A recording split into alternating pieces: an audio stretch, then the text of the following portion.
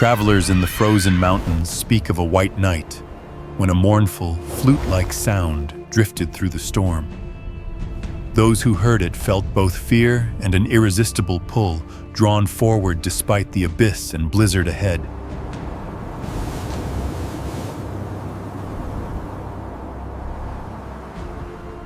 In flashes of lightning, a colossal bird was said to circle above, its long, icy tail flowing like a living ribbon.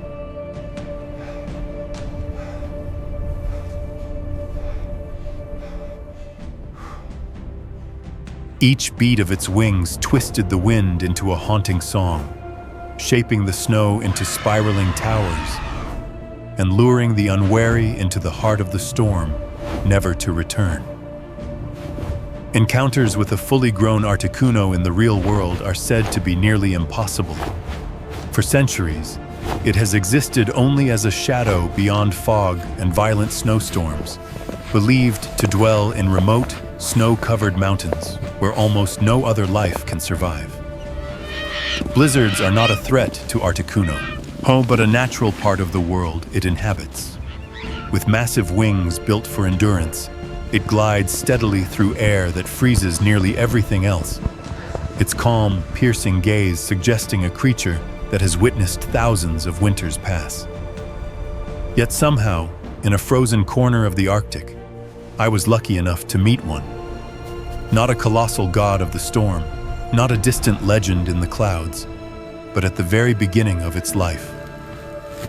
While hiking across a frozen valley, I discovered a small ice-covered egg, half buried in the snow, cold and strangely alone.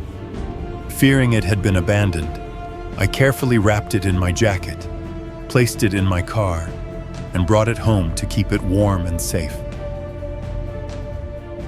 Days later, the shell cracked open, and a newborn Articuno emerged into the world. When I began feeding it gently each day while building a habitat around it, stacking ice blocks, hanging large branches for perching, and installing cooling machines to keep the air freezing. Articuno grew larger with each passing day.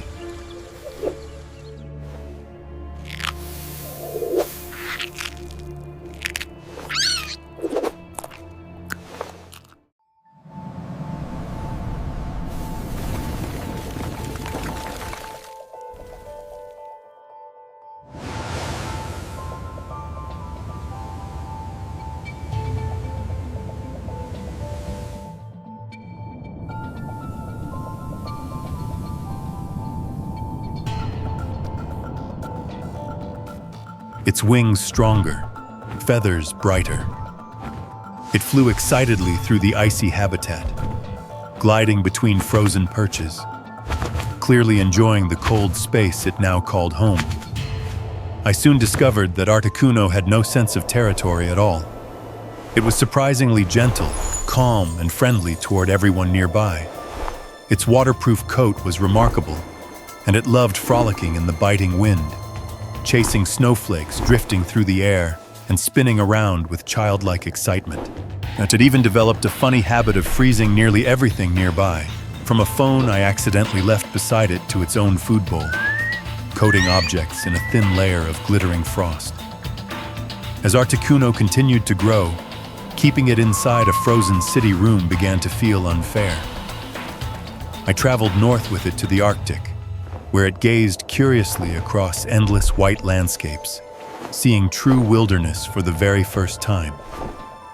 Unsure in the vast silence, it moved slowly through the snow, pausing often to observe unfamiliar sights, sounds, and scents. To help it adapt, I drilled a small hole in the ice to attract fish, giving Articuno its first chance to hunt. Clever and observant, it learned quickly, catching and eating happily. And then, at last, I gently signaled that it was free.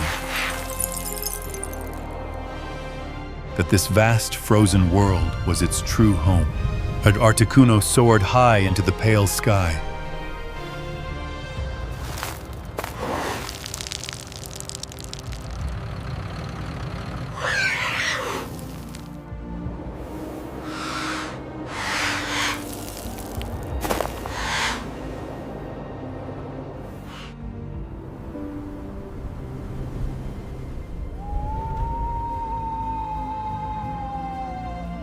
I thought it was gone forever.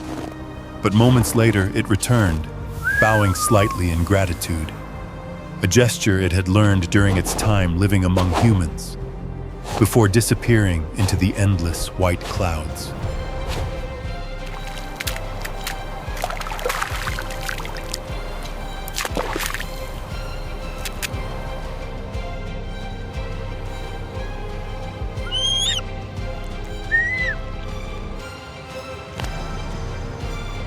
In the coldest regions on Earth, Articuno remains a symbol of myth, balance, and the raw power of nature.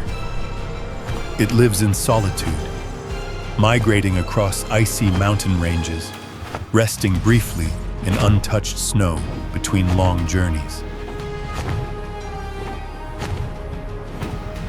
Its presence is believed to shape the frozen landscape itself, lowering temperatures and maintaining harmony within cold ecosystems.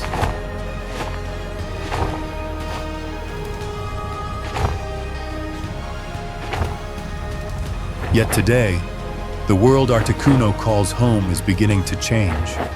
Climate change now poses the greatest threat to its habitat.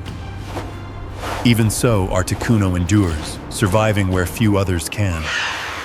And just as silently as it appears, Articuno disappears once more into the clouds, leaving the frozen skies to return to stillness and calm.